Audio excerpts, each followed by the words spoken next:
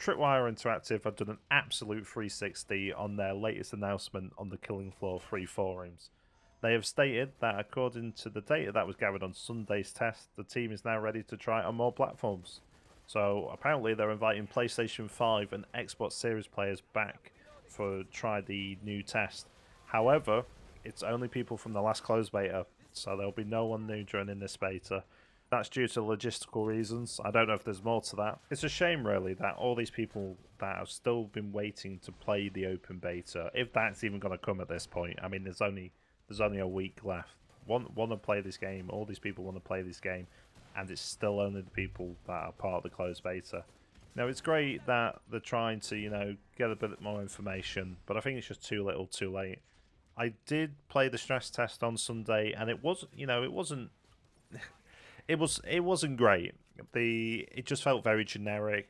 I saw the work they were doing since March, and I was hyped, and it was just a bit of a letdown. Really, it just felt like the same closed beta we had back. I think it was February or March time, and it just feels the same. You still got the player hub area that just makes no sense because you've got a quick menu. It'd be fun to interact with people, but it's not really. I don't think that's really been thought out because most people just aren't going to interact with the side of things, and the weapons just look really bland. That's what I found. I didn't really like the weapon design. Killing Floor 1, Killing Floor 2, it went a bit crazy with the weapon design, but here it's just I'm not really liking what they're going for. I'm very much.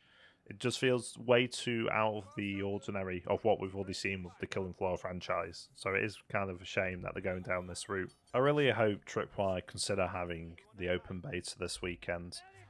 They also mentioned as well about the NDA, which was just a bit of a joke, really. A 5-year NDA for not even a 2-hour alpha test, really. And apparently they're apologising for this. They're saying it was just a boilerplate language and it's used for all their tests, but it just seems like a really big oversight.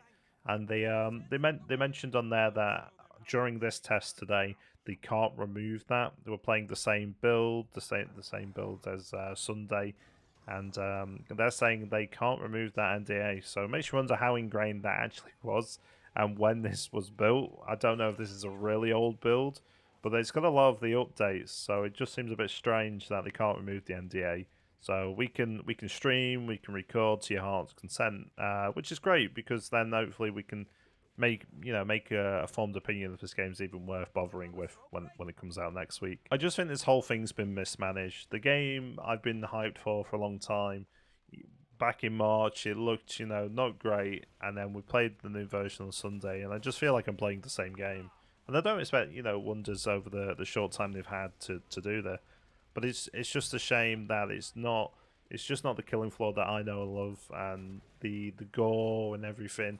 It just feels like a Doom game. It just feels like I'm playing Doom, but I might as well just go and play Doom. What's the point?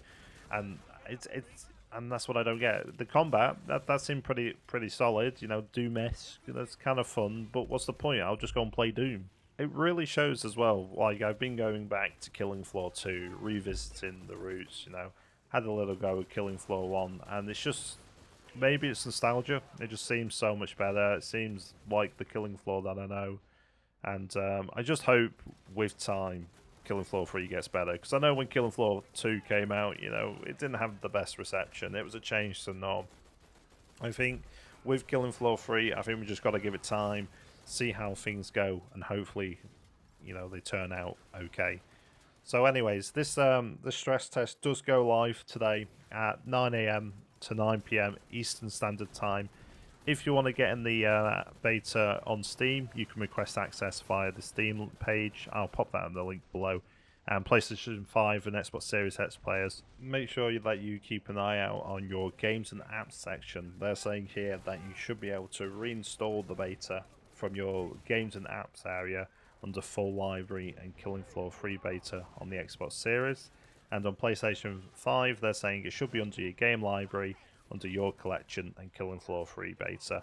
And apparently both of those versions should be for the Xbox 1.0.0.4 and for the PlayStation 1.000.002, and that's how you know you're on the right version.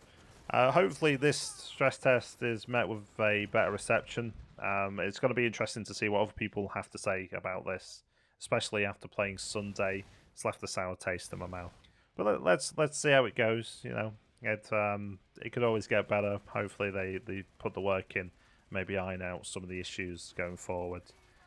So yeah, if you like this content anyway, guys, make sure you drop a like, hit me on the subscribe and notification bell, and I'll catch you in the next one.